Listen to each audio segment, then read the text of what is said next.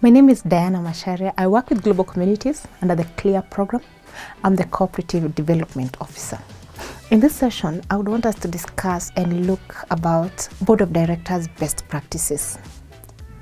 We have seen that in cooperatives, in business enterprises, we have boards of directors, and most of the cooperative societies, some of the things that cause them or rather make them not perform well is if we have the board of directors are not operating in uniform. And the board of directors meet quite oftenly. However, just as we see in a relationship, where if we have ineffective governance, it leads to poor leadership in a cooperative. And there's a correlation between if we have good governance, the operation or the leadership or how the organization runs, it's well perfected. So as we move along, let us just look and discuss more on some of the leadership qualities that we need in a cooperative business enterprise to ensure that our cooperatives are well governed. And as I start, we have noted and we have seen that most of the cooperatives that are not well run, most of the cooperatives that have dissolved or gone under, runs from the leadership, from the governance level. We have seen organizations where some cooperatives, some business enterprises have gone down due to the leadership, due to the governance operations. You need some leadership qualities. Do you have the skills to be a leader? Are you aware? Are you looking forward to learning and to knowing what the mission, what the vision, what the leaders, all the members of a cooperative require? And when you know that, the cooperative, the business enterprise will be able to move to the next level. The other thing is stewardship. And here, when I'm talking about stewardship, you're a shepherd. You've been appointed. You've been elected. You're leading the cooperative to the next level. Do you have the goals? Do you have the leadership skills? And maybe the other thing is monitoring.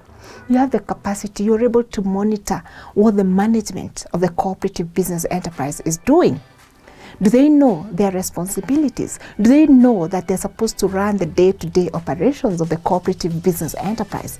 And the other thing is reporting. You have the opportunity, or rather, you have the responsibility to report to the leaders, to report to the members of the cooperative, to report to the owners of that business enterprise. So you talk to them during annual general meetings, during education days, or even during meetings. So you have those responsibilities. You have to ensure that your leadership skills, it's up to the point, it's good, because you're the driver of this business. You have to have stewardship. You have to ensure that you are monitoring the performance of the management of that business enterprise, and also reporting, because you have the obligation to report to the members. Some of them responsibilities for you to be in the leadership position is that you have to ensure that you have, one, you have the skills. Two, you're aware if you have been elected in the board, and then once you get into the board, you'll agree who will be the chair, who will be the secretary, who will be the treasurer. Are you aware of some of the responsibilities of being the treasurer of that business enterprise? Are you aware of your expectations? Do you know the leadership qualities for you to be in the board? It's important to also work hand in hand with the county government, work hand in hand with the development partners. And once you do that, you'll be able to ensure, or rather you'll be able to see that the business enterprise is able to move to the next level. So it's important to ensure that have a proper board, have a board that knows their roles and responsibilities to be able to run, or rather to be able to move the cooperative from where you are currently and to move them to the next level, to ensure that there is profitability.